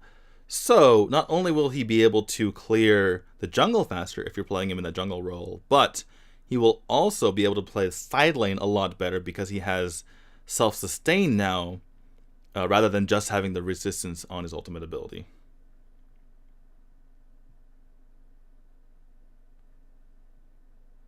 Well, that definitely makes a pretty substantial difference, I would say. Yeah, and it'll make him a lot better in that regard. But you were complaining about let's talk about the items though. You were complaining about Amulet Longevity and Crimson Banner, but I really like the changes to the Beast. You can actually use it on it actually gets all of the magic lifesteal now, which is pretty funny. So the funny thing about magic lifesteal is that any magic damage you do from any source applies to magic lifesteal, whereas physical lifesteal only applies to auto attacks or enhanced auto attacks. Which means that you can buy the Beast and buy Mantle Aura, and you can lifesteal off of Mantle Aura's aura. Now, they changed the numbers a bit so that you don't heal that much, but it's still somewhat significant, I would say.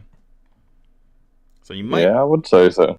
If you're a warrior, you might actually want to build the Beast for that reason now, because especially if you have multiple auras going, like Leviathan and Mantle of Ra, you can really get quite a bit of life steal from that.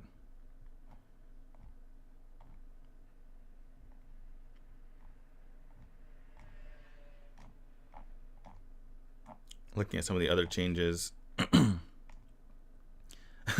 I love when little changes are completely overreacted to by the community.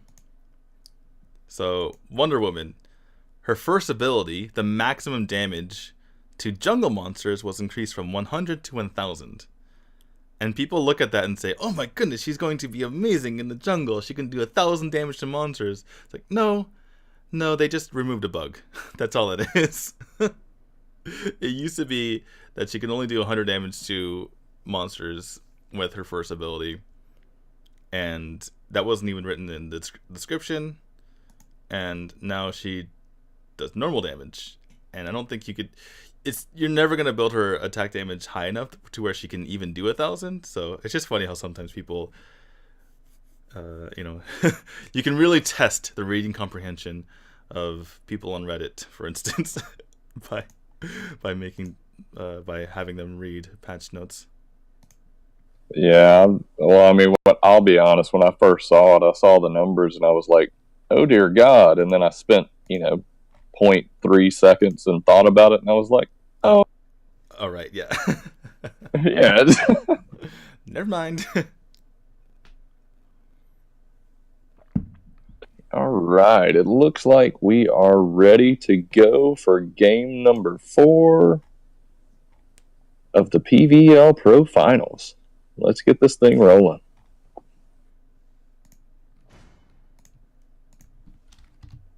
Random question, is Quillen being released tomorrow?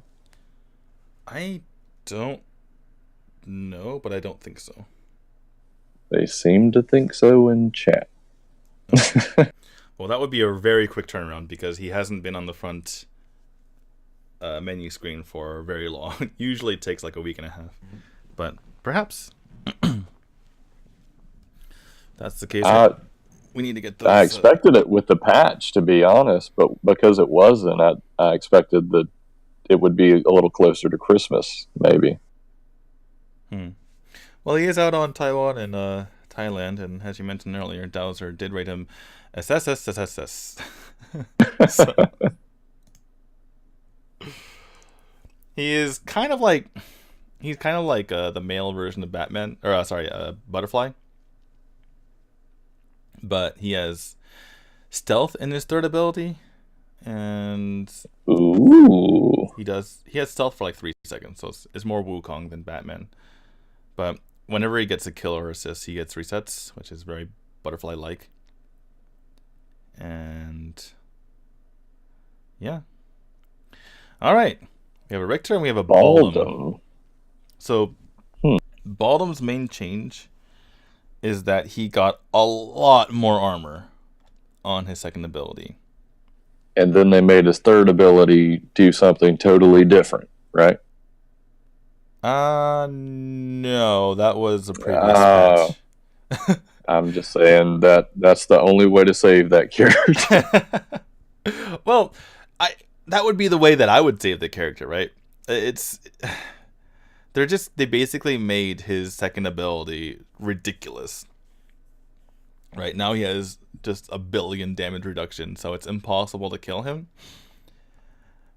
And instead of overpowering one ability, I'd rather they just give him 3 actual usable abilities, if you know what I mean.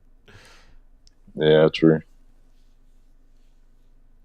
So we have a Xanus, and we have a Baldum. That's what I was looking for from VVV. The Superman, the Richter. This is the build I was looking for. All right, I think this is going to be the turnaround. I'm already saying VVV wins this match. Especially because the side of TZN has gone off the rails with Xanus Zephys. I can't remember the last time I've seen Xanus and Zephys in the same game. Well, the Zebros. But I will say in ranked today, I definitely experienced that. Okay. And Also, it was not, we did not win, by the way. also this punish on Baldum, they might be playing Jungle Baldum because he does double damage to jungle monsters for some reason on the second ability. I don't know why. I don't know why that's a thing. Why did they give that to him? I guess they wanted to. Perhaps it was to make it so he could more easily be in the Darkslayer lane and take, you know, the jungle creeps are on the side and build Leviathan. But this is going to be interesting. I imagine we're gonna see Hicks on Zephys playing the jungle, but you never know. Especially because Me is the Best has been consistently their solo laner.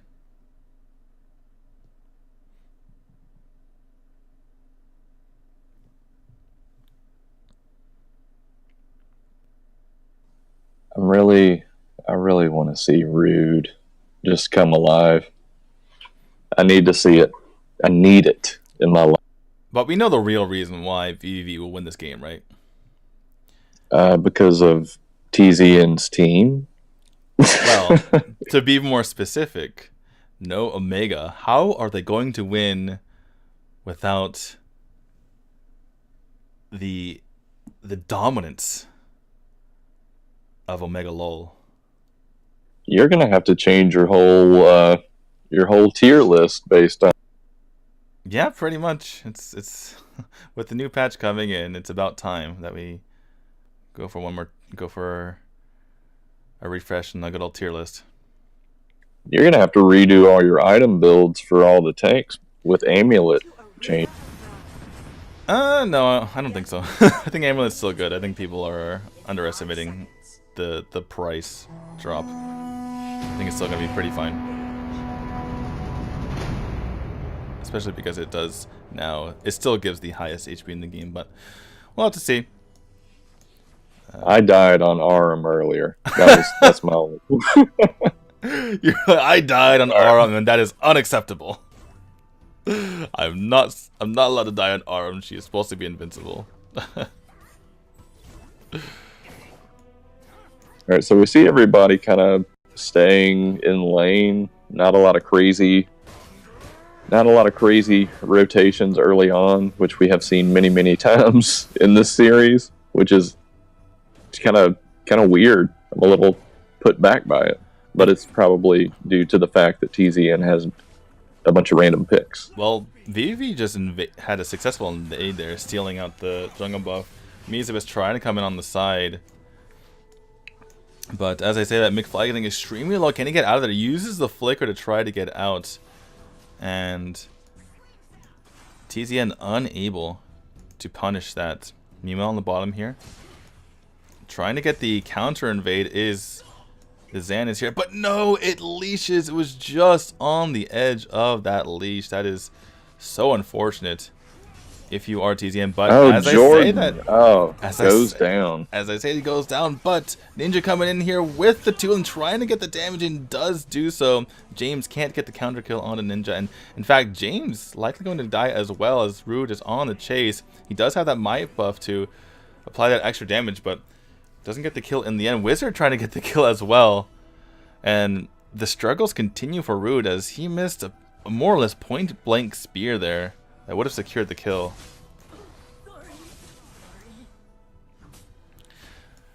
But as we continue, Zeph is not quite yet level 4, so, and as I say that he does reach level 4, gonna have that death from above now to be able to use. I gotta say, if Baldum is able to trade equally with Richter, then that is going to be something that is going to be ridiculous. Yeah, I think Baldum is basically just going to hold the tower and try to see what he can do in the jungle. He is getting an extremely fast clear on these jungle creeps, though. Yeah, the double damage is coming in play, certainly.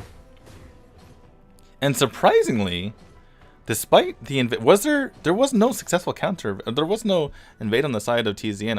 I'm curious as to how they've built up this 700 gold lead, because they had their buff stolen and they're only 1-1 in kills. So I suppose this over-rotating from veniVidivici is hurting them. Oh, death from above coming in. Misses the death trip, though. So can't continue that damage on to Rude, but Rude misses also his spear. In comes Jordan with that speeding bullet, but not going to be put to good use, as only gets that initial damage in, unable to finish it off. Zanus here in the bottom lane, uses the ult onto Rude here. In comes the Thunderbird. He's going to get taken out most likely. As I say that, the Wizard does get taken out by the... Oh, by the Liliana. How did he escape? No way. These are guaranteed kills for veniVidivici. And it just has to be said, they are completely off their game. This is the second time where they had a guaranteed kill, and as I say that, Wix goes in, gets the kill under tower on the Slims. 3 members there, and he still makes it happen. veniVidivici falling apart before our eyes.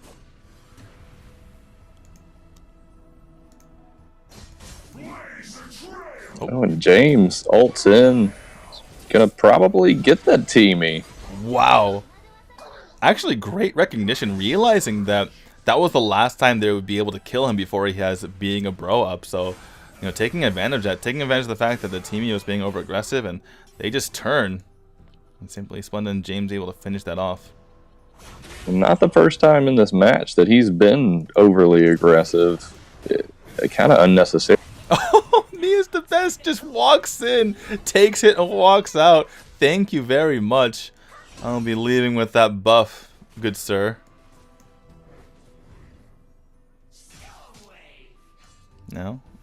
McFly could be in trouble, but only a couple of minions here, so not much to push on. For TZN. Look at that gold lead. We thought that this was the comeback game, that veniVidivici at the very least would take this one. But they are down 3,000 gold already. And Rude just continuing to have a terrible series. Gets jumped on once more. Being the bro comes in on time, so he's going to be able to come back here. Can they finish off the kill? There's a Metamorphosis. They do finish off. Speeding Bullet comes in from Jordan, but he is stuck in mud still. Comes back. Tries to push them away. But he's got to flee. But as I say, that McFly goes in with the ult, trying to get that damage and trying to finish off members. But Zeph is just sustaining through it all. Can he stay alive? There's a shield from X James. And he gets away with his life.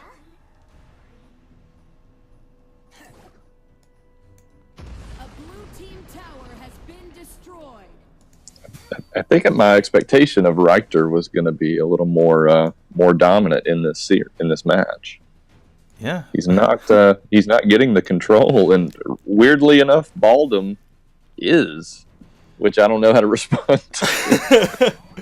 Baldum is winning this lane somehow with that extra resistance on his second ability. Meanwhile, Richter obviously got nerfed as well. Baldum's just in his face, no fear whatsoever.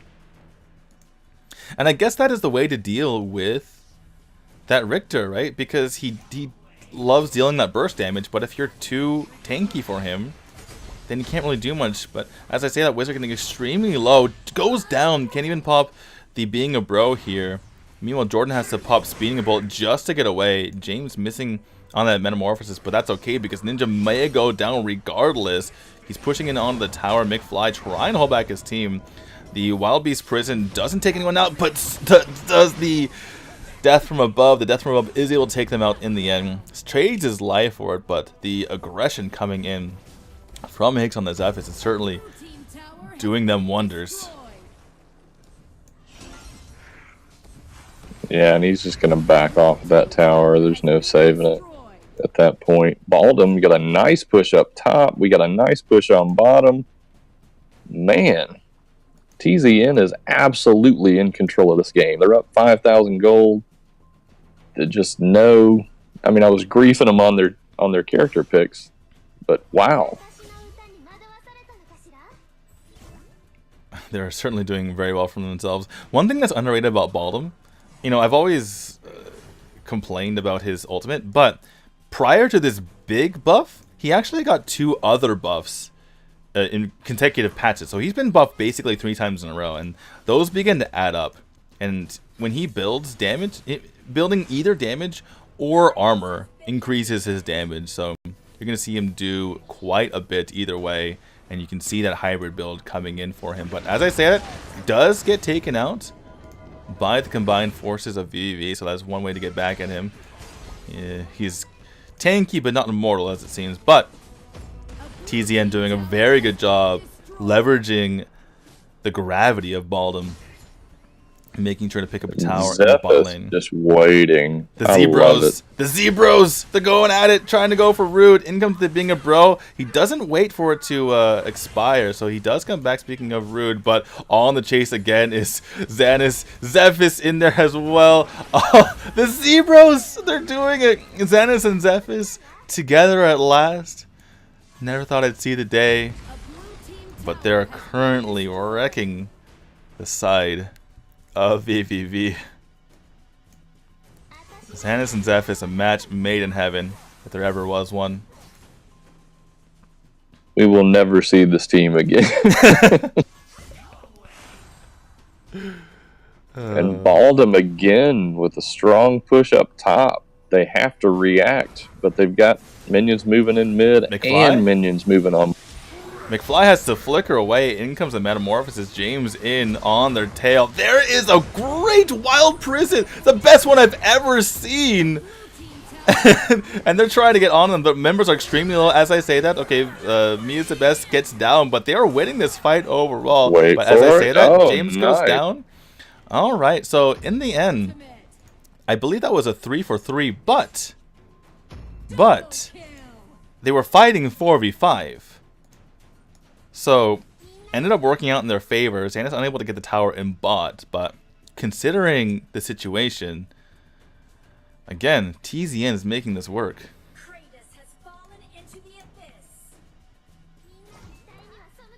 But that really gives VVV time to get their bearings.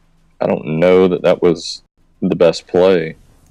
Seemed like the best play would have been to just continue generating that pressure without going all in. Well, when you get an amazing wild prison like that, you start. I can see why they overreacted, because I certainly would have done the same thing. Like they're going in on the McFly. Xanis in a lot of trouble as well. There's a being the bro, but it's about to expire. But before that happens, they take out Xanis, and James and Simply's are extremely low as well. But McFly does go down in the end. Zephys in the back line is on Wizard trying to get that kill. Doesn't have the being a bro. Zephys just by himself, 1v3, no big deal. But as I say, that maybe is a bigger deal than I thought. And Ninja is able to get that triple kill, but me is the best not there the entire time. This tower likely to go down. I believe that Baldom could have made that happen considering the ridiculous amount of damage resistance that he has, but not gonna risk it at the moment.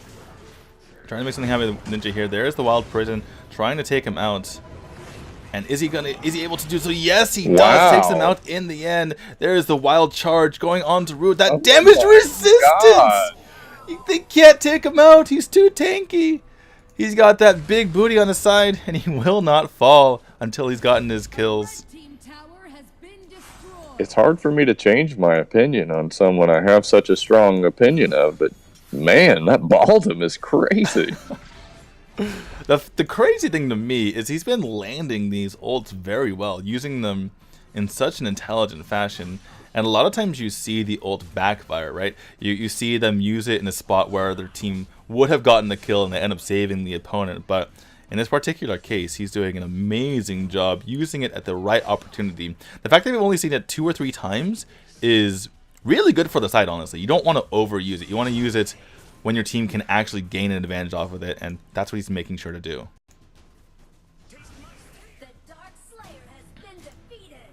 And with that Dark Slayer buff, they've got minions pushing past the river in all 3 lanes.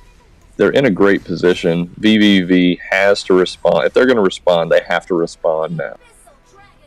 And meanwhile, the Abyssal Dragon is taken down as well, so good coordination there. Wizard getting extremely low. Are they going to be able to push onto him? James is trying to make it happen. The Binga Bro is popped! That is such a huge cooldown. Now they don't have it for themselves. But as I said, that Simply Splendor gets extremely low. The Wild Prison comes out, but unable to catch anyone in it. But continuing to lay on this pressure is TZN. And the Drake is there to provide even more of that pressure. These minions are going to be buffed up, and the Drake is going to be pushing down that center lane. And this Drake has actually been buffed too. It actually moves slower, moves in concert with the minions a bit better here. But as I say that, Zephys goes in, tries to get the kill on the Rude, does get a lot of damage, which makes it much harder for him to clear these waves. This Drake will most likely take down this tower. Are they going to make it happen? Yes, they do. Zan's providing that last damage. Zephys and Zans are in there, but they're going to get taken out right away. Xanis actually gets away with his life. Zephys comes back with that Blade of Eternity, realizes where he is as an existential crisis in the middle of the battlefield. But the members of veniVidivici are extremely low as well. They have to kind of retreat from the situation. Remember, the Dark Slayer buff does give that extra HP regen to the side of TZN, so they can continue this push without having to back off.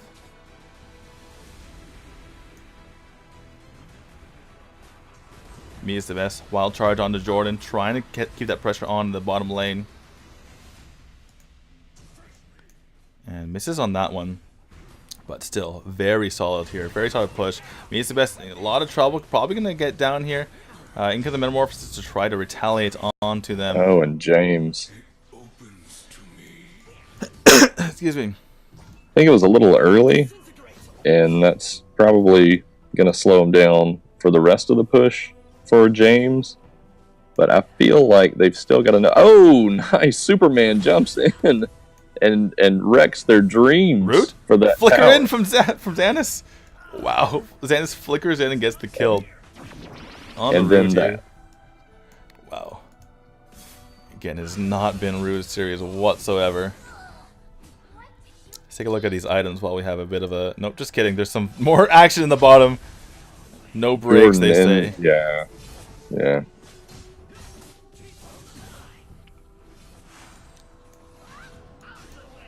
And Teamy, I'm not sure why you would jump in there, if only to just blow your ult.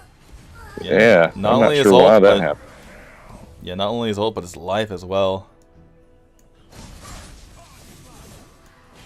And pushing in here is a TZM with an 11,000 gold lead. Can they make this happen? There's the Wild Prison and misses, but probably it's probably a good thing because maybe they can take up McFly. He's gonna have to run away. Instead, they take Ninja. And these minion waves are continuing to crash on this bottom wave. Spear misses once more for Dude. He can't buy a spear in this game. Baldum just rolls in. I'm not sure that was the play, but when you're that far ahead, why not, I guess. Yeah, he has just so much damage resistance that it doesn't matter at this point. veniVidivici's going to have to mount a spear to come back to make this happen. There is a spear. Finally gets it. Rude. Are they going to get the counter kill on them? No, they cannot. Finally, Rude is able to make a play on to the Liliana there. And perhaps this can be the start of something. They have two very weak towers, but the key here is that they haven't lost all of the towers. And that's when a game can basically signal its end. Since, you know, the minions would be too hard to overcome. As it stands, it's still comebackable, I will have to say.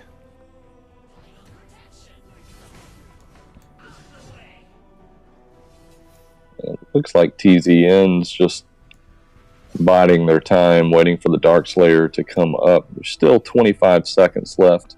veniVidivici trying to get a rotation going and try to get these minions cleared. They are in trouble on bottom, so I don't know. They jump in. Ninja's extremely low. Great, Matt. Great Wild Prison. Oh my goodness. You can't get any better than that. The follow-up from the Metamorphosis. And back comes the Xanath to try to get in there with the damage here. Jordan's extremely low as well. Can he get out? They're on the chase for him. But meanwhile, they will probably be satisfied with the tower. That fight, they were down so many members and somehow able to make it work. Only 2 members here. They need to defend, but looks like the tower is going to go down before they even can do anything about it. Try and take down the minions. 1 is left though, and that is the sweep. TZN 4-0 over veniVidivici. Literally the last thing I would have expected from this series.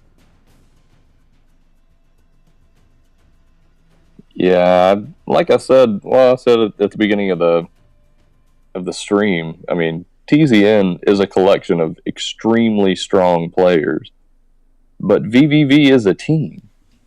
My expectation there was very different, simply because I know VVV is so strong as a team that I thought that would be the overcoming factor.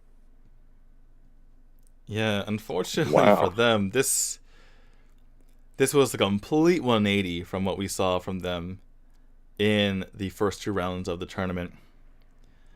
And it was just honestly just a very poor performance. There's no other way around it. There's no other way to sugarcoat it. And you gotta lay the hammer on Rude. Just game after game after game, kind of letting his team down. And overall, VVV looked like a discombobulated bunch. They had their early game rotations kind of okay, but that fell apart as the games went on. And they just weren't as a team as the series wore on, and they took fights that they shouldn't have. They were dying in certain situations, but let's give credit to TZ, and they were just on point the entire time. Very few mistakes, lots of very good plays. I gotta say, Me is the best. Did so much for them in that side lane, winning as Omega and Baldum against some of the most powerful heroes in the game in Zuka and Richter and Irie. Didn't matter who they threw at him. He's like, I got Omega, I got Baldum. I'm good. And they're able to take it down. One more shout out also to both Hicks and Lucifer. Lucifer playing an amazing Joker / Elsu / Xanis. And Hicks going from, or excuse me, was Hicks on the Elsu? I'm confused. No, Lucifer was on the Elsu. Who was Hicks on the first game? Hicks was on the Wukong, I believe. No. I'm getting confused now. Zelf was on Wukong in the first one. Well, in any case, Hicks went from someone in the first game to a couple of amazing Batman performances in game 2 and 3, and then finally the Zephys in game 4, finishing that out. He just had Rude's number all game. He had his sights on him, no matter who it was, whether he was Batman or Zephys, or whether Rude was the Slims or Fennec or any other critter. He made sure to take him out. And just an absolutely dominant performance there from TZ, and very well played. Very surprising to me. That is a 4-0 for their side. And undefeated for an entire season.